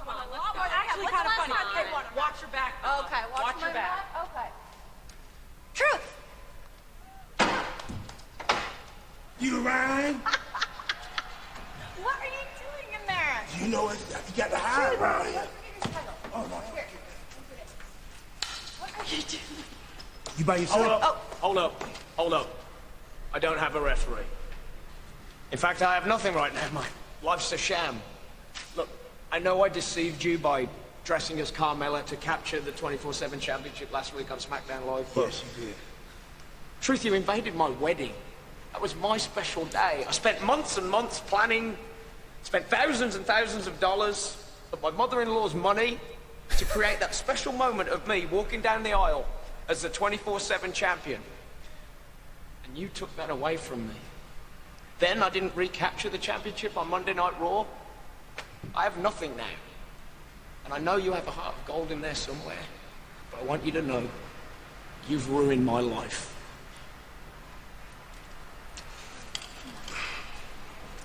Hey, man. I'm sorry. I thought it was Carmella's wedding. Hey. Okay. Hornswoggle, if this means that much to you, go ahead. What? Get a ref, man. Oh, really? Yes, go ahead, man. Seriously? He's gonna... Psych! I love this championship more than you love your wife! Arrivederci! And here...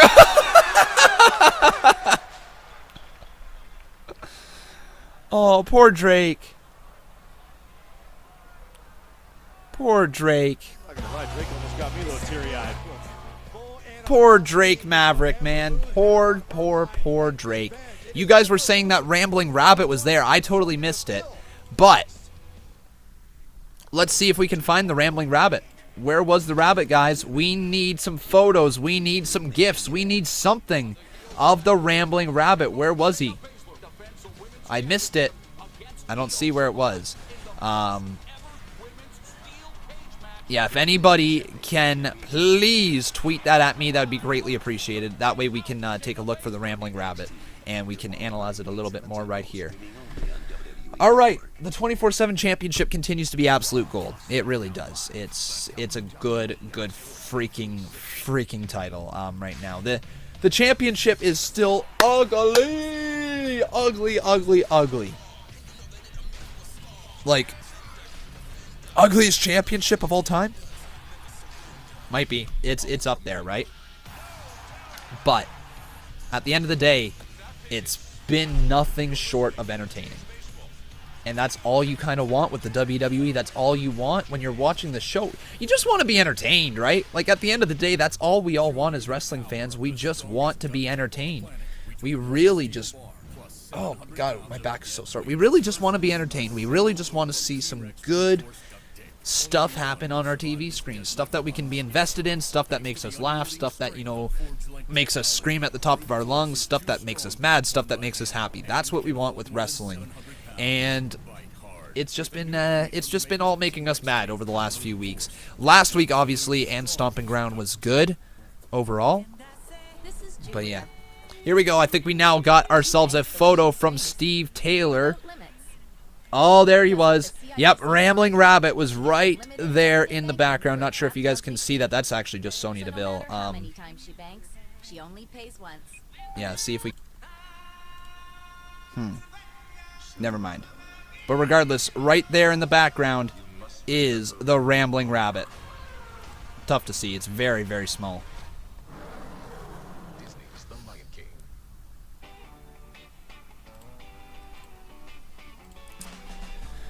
B. Gill is saying that these mid-card rivalries are getting amazing. I mean, Styles versus Ricochet and Finn versus Shinsuke. Man, WWE doing a good job with the mid-card. Hey, so far, it's decent. You know, I mean, like, their mid-card has been in shambles for a while, and let's face it, just simply because of a couple good weeks does not mean that everything is fixed and everything is golden inside of the program. But what I will say is that WWE is starting to move forward with their matches, with their feuds here. They are starting to move into a decent direction. I think I've been saying this for a while. I believe that SummerSlam is going to be an absolute fantastic card. I mean, there is a reason why I bought tickets to go. I think SmackDown's going to be awesome.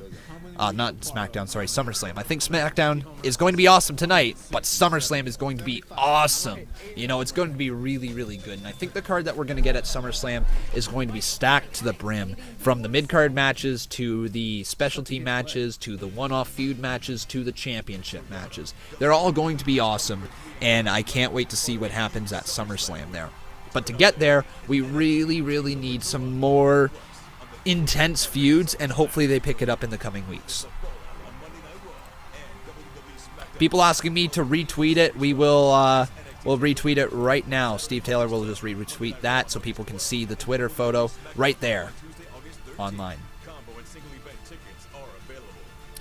Ludog says no, TakeOver will be better than SummerSlam. I didn't even say for a second if I said SummerSlam was going to be better than TakeOver. I think TakeOver is going to be really freaking good as well. I'm so excited, and there's a reason why I bought tickets to that as well. I don't know which one's going to be better. Like, yes, NXT TakeOver is going to be probably the higher quality show in terms of match quality, because less is more, right? You have less of a chance to screw up with those matches. You have more time for those matches. And the 5 matches that are on the card are obviously all going to be given so much time to try to steal the show. WWE, on the other hand, they push their own agenda when it comes to their pay-per-views. Some matches are allowed to be great, some matches aren't, right? It's up to Vince McMahon, and it's up to the producers if the match is going to be great, and not necessarily always up to the talent, which is unfortunate. We've never had a bad TakeOver. No, we haven't had a bad TakeOver. We've had some subpar ones for sure, but we've never had a bad TakeOver. I'm not jumping on this pro WWE ship here today at all. I'm not going to jump on that. I know there's a lot of people that are on there on Twitter that are jumping on the pro WWE and pretending that everything inside the WWE is A-okay just because Seth Rollins spoke out on it. Everything inside the WWE is not A-okay. It's not perfect, not by any means, but it also is not as bad as some people on Twitter want you to believe the WWE product is. And I say Twitter a lot because obviously I'm interacting with the wrestling community over there all the time.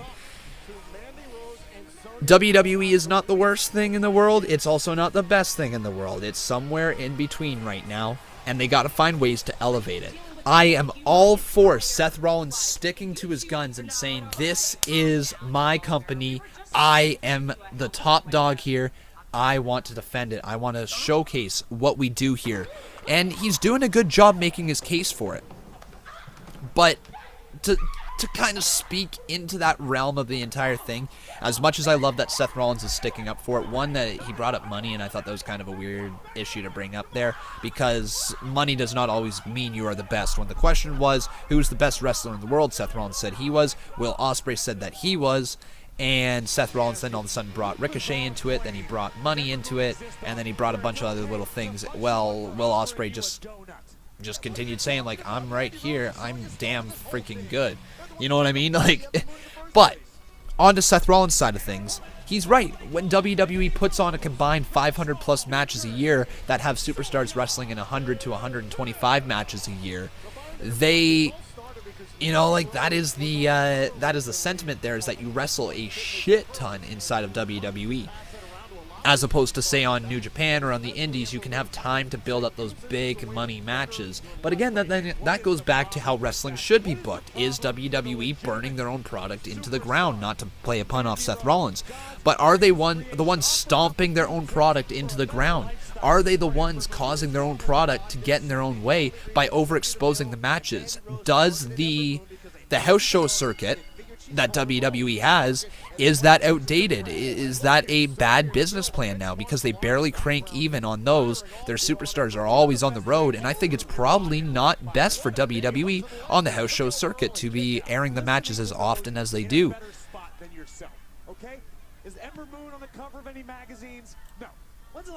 Anyways, though, we have a match going on right now. It's Sonya Deville versus Ember Moon. Here we go. I want to hear from you guys. Who is going to win? It is Ember Moon versus Sonya. Who will win on Smackdown Live? Will it be Sonya?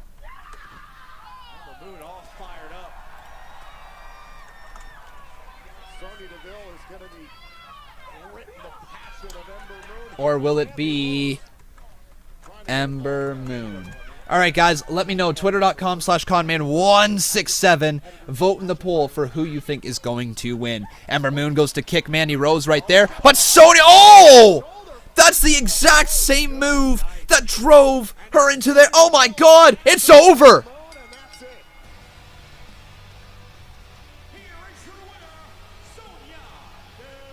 Wow.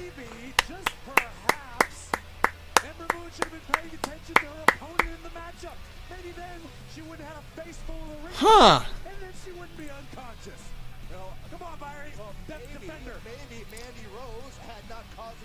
Jeez, match is over. Sonya, whoa.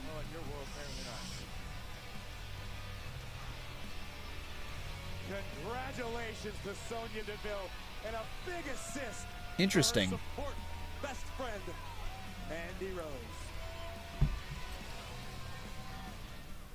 All right. Oh, it's black again. See, I don't get it. I don't get it. It's almost funny, except it's not. It's not funny. It's not funny at all. I have sat here for weeks on end, and all I want is for someone to come in and fight me. That's literally all I'm asking. All I'm asking. And this is not the WWE. It's just not the highest form of competition in the world. Surely it is. Of course it is.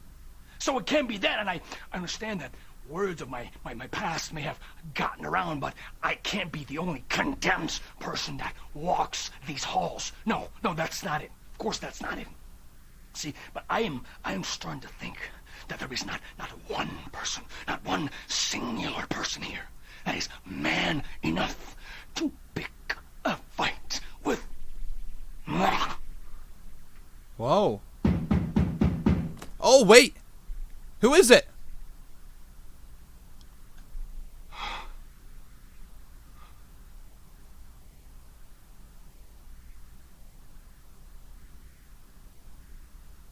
What a smile.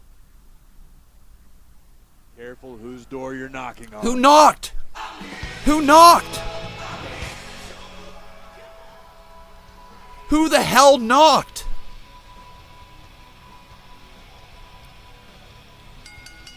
Let him in. Is it Bray? Wow. That smirk by Aleister Black that he had, and we are getting closer to finding out who he is going to be picking a fight with. Who is it? Is it going to be Bray? Is it going to be Buddy Murphy? Or is it going to be Cesaro? Cesaro is an interesting one. Or is it Bray Wyatt? Or not Bray, sorry. Or is it Randy Orton? I think those are the 4 options right there. I don't think you have any other options, to be quite honest. I think your only options are Bray Wyatt. I think you've got Randy Orton. I think you got Buddy Murphy. I think you have Cesaro. Those are the 4 options that you can really lay into. There's nobody really else available at this moment. And I think if you want a memorable first feud for Aleister Black, probably Bray Wyatt's the most memorable thing that you could possibly do, because it's 2 unique characters coming onto the screen and everybody wants to see what they do. Orton is a safe bet to make a match feel high profile. It's a safe bet to showcase Aleister Black.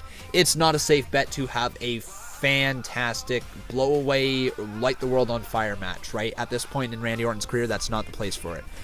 I would say Buddy Murphy is the long shot, out of nowhere, debut me type of pick, right? I think that is the most out there pick.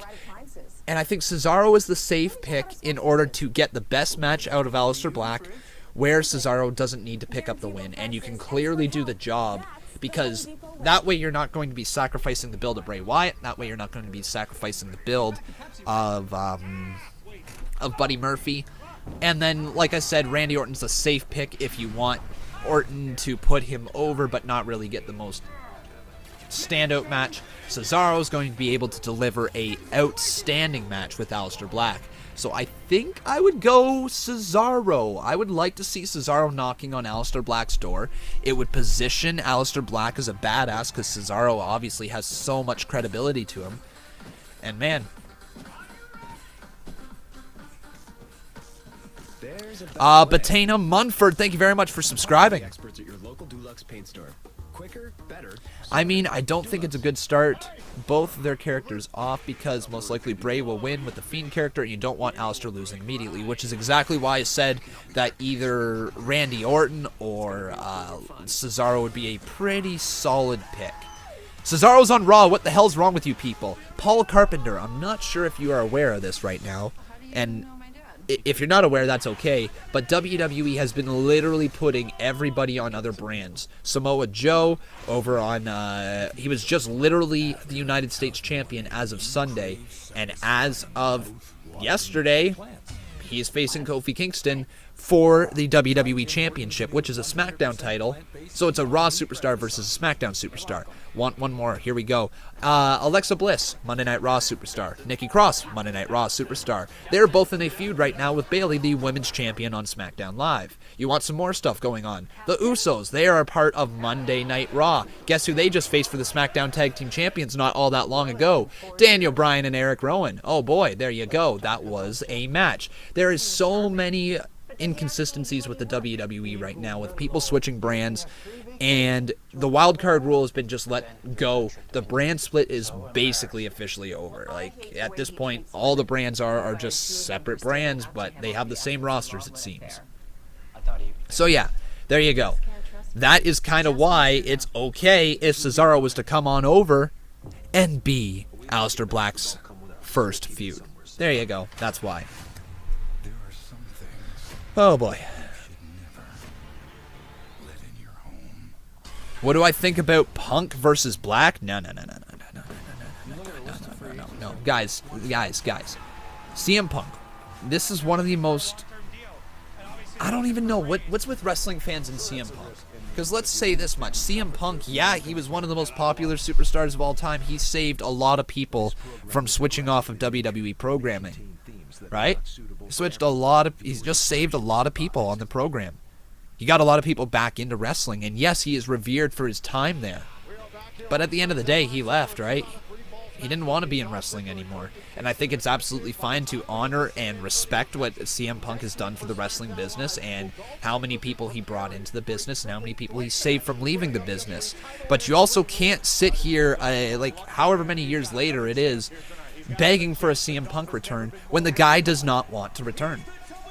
right? It's very exhausting seeing wrestling fans constantly say CM Punk should return, CM Punk should do this, CM Punk should do that, CM Punk should do that. Phil Brooks is his name now. CM Punk is a character that he once played quite a few years ago. He has moved on from the WWE. He might show up in AEW if he's paid enough money, but WWE he's done with. And I have said this many times, I don't see CM Punk ever coming back until a long way down the road when he gets accepted into the WWE Hall of Fame. I do not expect to see him before that, guys. CM Punk left the WWE on really bad terms, and it's not like he only left the WWE on bad terms with Vince McMahon. He left it on bad terms with the next guy in line, Triple H, a guy who a lot of people don't have issues with, right? He burned the bridges. He's done. And I know, like, never say never inside of WWE, but we gotta stop suggesting CM Punk to be around for every single match. We gotta stop chanting his names at live events, because there's no point to it. All it does is it takes the focus away from the current performers, and it's like the WWE's way of saying, like, this is boring, but it's not. You just chant it just to chant it. You don't really want to see him back. You want to see him back for the pop, and then you're going to grow tired of him, and you're going to bitch and moan about where he is on the card. CM Punk is done with the WWE, and we got to stop trying to make up reasons for him to come back. He's done, and if he does come back one day, amazing. It'll be shocking as hell. But we got to stop focusing on Punk. Less than 24 hours later, he's competing against Dolph Ziggler again. Anyways, we got a match going on right now. It is Dolph Ziggler versus Kofi Kingston in a 2 out of 3 falls match. So who will win?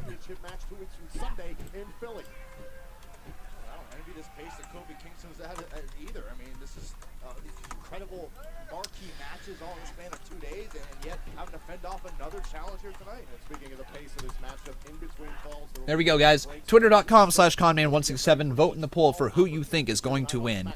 And a reminder to everybody, I am going to be live. Wow, actually, it's almost the end of the show. Holy crap, this flew by.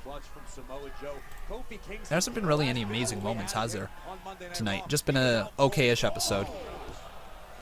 Rahul Kabar dropping $2. He says, hey Con, how's it going? How's Smackdown so far? It's going pretty good. But like I was about to say, we're going to be live with our Smackdown live review at 10:20 p.m. Eastern Standard Time. Might be 10:15, might be a little bit before that. It all depends on, like, you know, what happens after the show. Normally I like to try to get some sort of reaction video out there, but there hasn't really been any big moments happen here today. So we might not have any reaction parts from Smackdown Live going up on the channel. But we will have our review, which will go live right after the show. We'll take your live calls, and we'll talk to you and all that great stuff. So make sure you guys are a part of that. Once again, that is right here on this YouTube channel for the Smackdown Live review after Smackdown Live goes off the air. Dolph Ziggler didn't feel defeated by Kofi Kingston after the matchup at Stomping Grounds. I think that's what Dolph means. It seems like Dolph is searching for... Anyways, though, Dolph Ziggler in this 2 out of 3 falls match against Kofi Kingston, and I wonder if they're going to try to go with Kofi Kingston picking up the 2 falls again. I don't know if Samoa Joe... You know what? Would you be surprised if Samoa Joe costs Kofi Kingston this match in some way, some shape, or form? I don't know. I don't know if Samoa Joe wants to have Dolph Ziggler in their match either, so that wouldn't really make too much sense. But I wonder if Samoa Joe shows his face at the very least here tonight. But a kick out by Dolph after that drop kick right there. No, the title is not on the line, guys. This is an opportunity for Dolph Ziggler. If he beats Kofi Kingston will have to face both Samoa Joe and Dolph Ziggler at the next pay-per-view. Extreme Rules. Oh, there you go. Roll through. Here's the cover. 2. Dolph Ziggler flips him out. 1, 2. Kofi. Oh, no. They can't continue that transition right there. And Dolph with a knee to the midsection of Kofi. Kofi. He langs on right there. Langs on apparently is a word. Midsection shot right there to Dolph Ziggler. Kofi Kingston up and over the ropes going for that sunset flip bomb. But Dolph hangs on. Dolph hangs on and goes into the cover. 2. Oh, hands on the ropes, and the referee saw at the last second. Roll through. Kofi. 2. First fall goes to Kofi. Oh, clubbing blow to the back of the head of Kofi. And again, we're going to have to reset Jesus.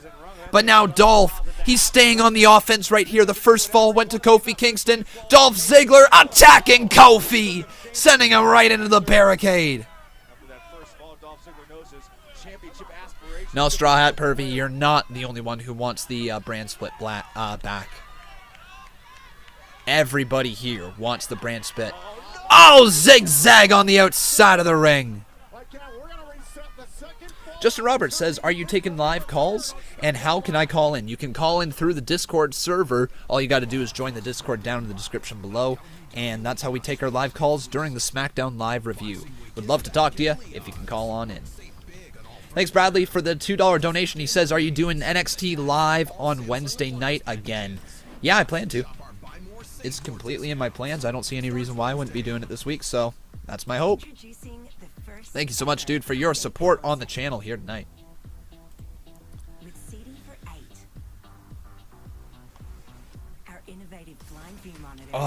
Golden Bullet says, wait a minute. What if Aleister is going to be the one to let Bray in and form a tag team? That would be interesting if that was the way that they were going, a tag team, but I think Bray Wyatt and Aleister Black need to be single stars. This is how you family. Adam Cram asking, I am an angel, you are a demon. We have to work together. why is everything 2 out of 3 falls and then they go instantly to commercial break? It's because what they're doing is they're trying to eliminate the amount of wrestling that is going on over the commercial breaks. They want to try to make their wrestling show as entertaining as possible while they're live, and I like it. Again, I think the 2 out of 3 falls matches have already been overdone. We've already had 2 tonight, like this is the second one. We had, did we have one last night? No, we had an elimination style match last night. And then the week before we had back-to-back 2 out of 3 falls matches. So they're being overexposed already, and WWE is going to drive that into the ground. And again, to kind of bring up my idea from Monday Night Raw, this idea of having like rounds inside of WWE, round matches, you know? We could call them something different if you wanted to. But a time limit with 3 rounds. Let's say it was a 15-minute time limit, and you've got 3 5-minute rounds, and you can really try to work the match into those 3 5-minute rounds. You could work it with commercial breaks. Maybe if you wanted to go with 3 7-minute rounds, and that way you could easily transition into the commercial break and make it like an Iron Man type of match, but have the falls, or like, you know, 15-minute time limit with 3 rounds. You could draw at the end of the 3 rounds, but you could also still pick up the win before that. There's so many ways they could do that, and I think it would be pretty cool. You could start having not MMA style matches, but what if you added in an ability, like maybe you take a page out of MMA? What if you've got a voting process for a match that ends in a draw? Like, you know, who was viewed as the winner in the eyes of the judges? Maybe if you bring like this realistic sports side of things to the product, you could do something unique. Like, I'm not saying my idea here is the best idea. It's definitely a idea. It's not the best out there, but it's something different. It's something that we might like to see. It just would bring a different feel. You know, you could have a 5-round main event tonight, 5-minute rounds, and then people go to their corners between the breaks, and then they go to the corners for like the commercial breaks, or what have you. There's ways that they could really make that work. And I don't know if it's something that fans would accept, but I think it's an idea. Conman, update your results card. Ah, yes. That's a thing I haven't done. Shoot. Elias defeated The Miz. Then we had what? Nikki Cross.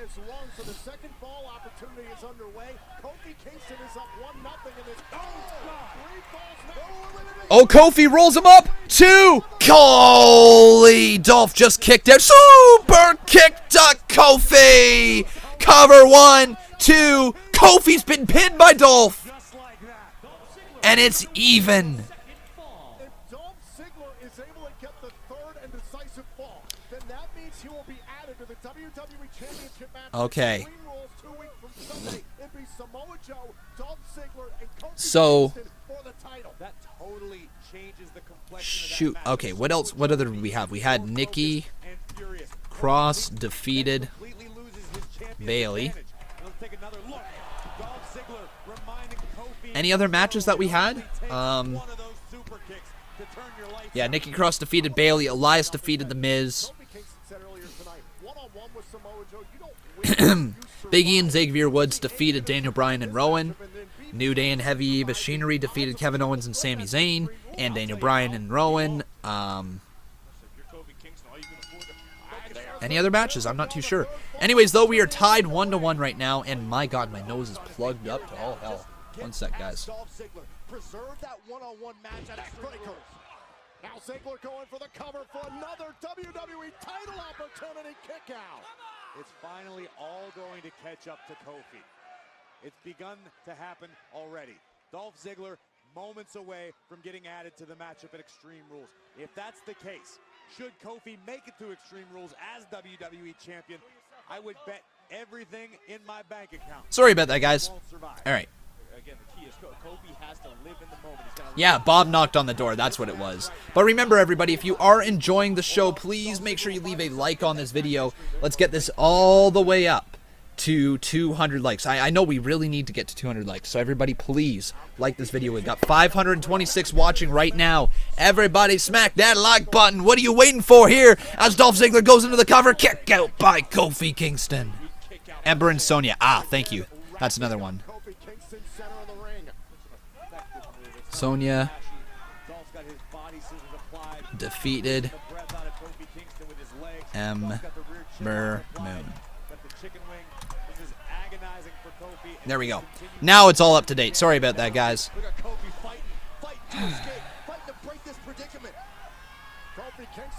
Kofi Kingston trying to get out of the submission move here, locked in by Dolph Ziggler, who hits a big old headbutt right there.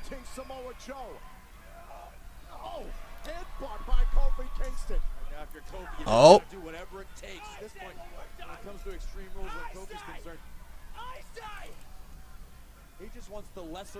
Now Dolph Ziggler, Irish whip into the corner, reversal by Kofi. Oh my God, and Dolph hit hard.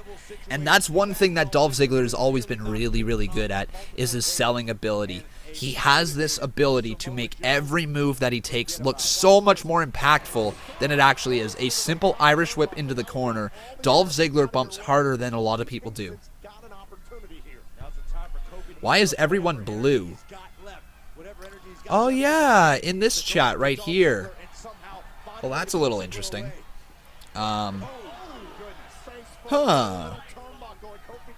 Normally the moderators are red in this chat during Smackdown Live. Very interesting, very interesting. Is everybody's name blue in the actual chat as well on YouTube too? Kick out by Kofi Kingston. The chat is the chat's doing fine, man. Normally red. Yeah, it's normally red. That's weird. I don't know why it changed there, my friend.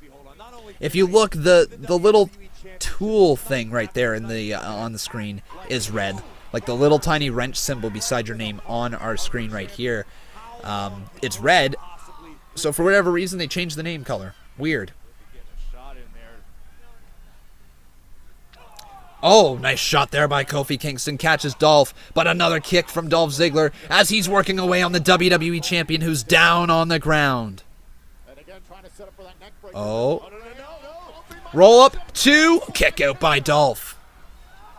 Big double chop from Kofi. Another one. And Kofi Kingston. Oh, he gets taken down by Dolph Ziggler. Lined up for the corner. Oh, but Kofi lands it. What a move. What a crossbody. But Dolph rolls through. It's over. Oh, Kofi kicks out. Oh, so close. DDT from Dolph Ziggler. It's over. 2. Kofi still stays alive. No idea how Kofi managed to kick out after that sequence, but the champion still Damn. has life. Frustration beginning to mount for Dolph Ziggler. Thinking, what do I have to do to keep what measures must I take? No, guys, this is not for the title. This is a non-title matchup right now. But what is on the line, if Dolph Ziggler picks up this win, he goes on to Extreme Rules and is added into the match with Samoa Joe to make it a triple threat match. Of the WWE Champion. Remember, guys, if you're enjoying the show, please make sure you are subscribed to the channel. Leaping Lariat there by Kofi Kingston knocks down Dolph Ziggler. And oh man, we're about to see a little TOP. Oh no, maybe not TOP, as Kofi Kingston's looking to line up the boom drop, but sent to the outside of the ring. Could I please answer your question, my kids? Who's winning so far? It's wrestling. Nobody is ever winning so far. There's a winner and there's a loser. There's no way for me literally to say to you right now who is winning. Because at any given moment, because of the way that wrestling works, anybody can win. It's scripted, right? MSW Megan Storm Wrestling, how you doing, my friend? Welcome to the channel. Has anyone kicked out of Trouble in Paradise since Mania? Because it seems like every time he hits it, the match is over. Which is kind of the way it should be, right, Steve Taylor? If you hit your finishing move, people should be kicking, or shouldn't be kicking out. It's called a finish, right? WWE got way too reliant, and so does the Indies. The Indies really relies on it, of kicking out of finishing moves. One thing that was really, really fresh with the Randy Orton and Triple H match was the way they built to their finishes, right? They just don't break them out of nowhere. Kick out by Dolph Ziggler off the spinning powerbomb. So many close calls for Kofi in this match. Kofi is now thinking, what do I think it means falls because it's 2 out of 3 falls. Well, it's still tied. It's still tied.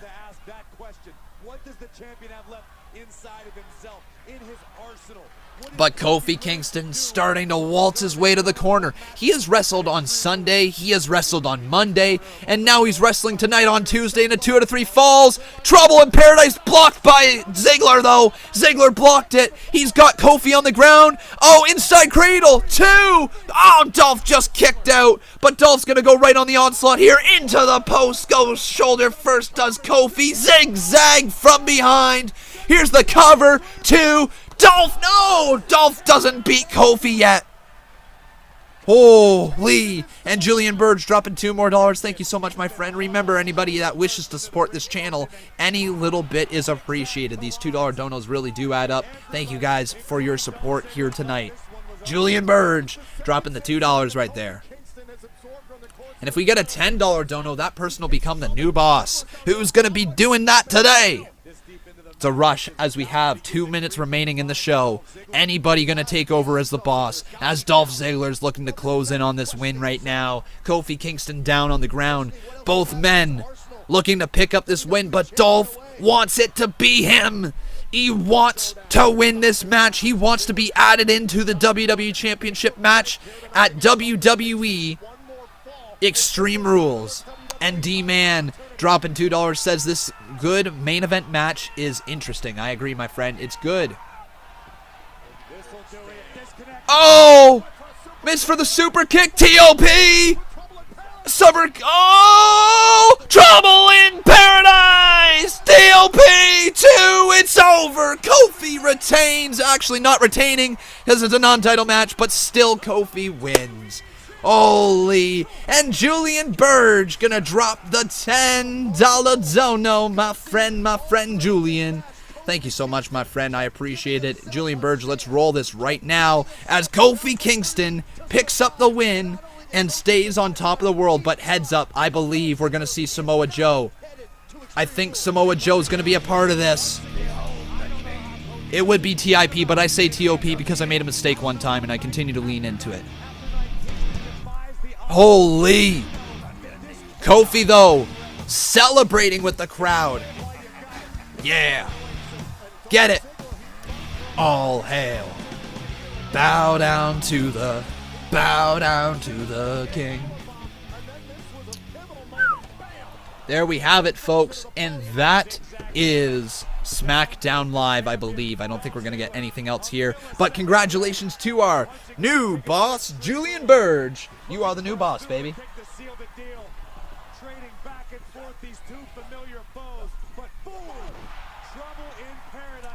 Boom, the TIP right there. Trouble in Paradise. TOP, as I've been saying because it's Trouble on Paradise. How about that?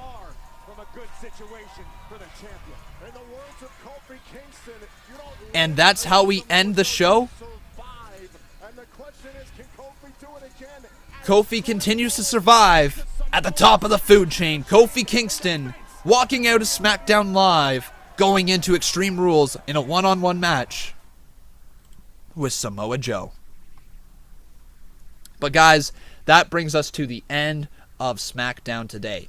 Now, we are not done with the Conman show at all, not even in the slightest. We are going to be going live with our live SmackDown review in very, very short time. I think about like 15 minutes we're going to be live with it. So guys, head on over to the link that I'm going to provide to each and every single one of you right about almost now. Yeah, I'm going to provide this link to you guys so that way you know where to go. All right, so everybody hold on tight as I bring this new link up. Boom, right there. And boom goes the dynamite. There you go. So take a look in the chat, folks. This is the link to the newest video. We're going to be live with that very, very shortly. All right, so make sure you head on over there. Make sure you join the chat and subscribe to the channel if you are new. On your way to this video, make sure that you drop a like on the video.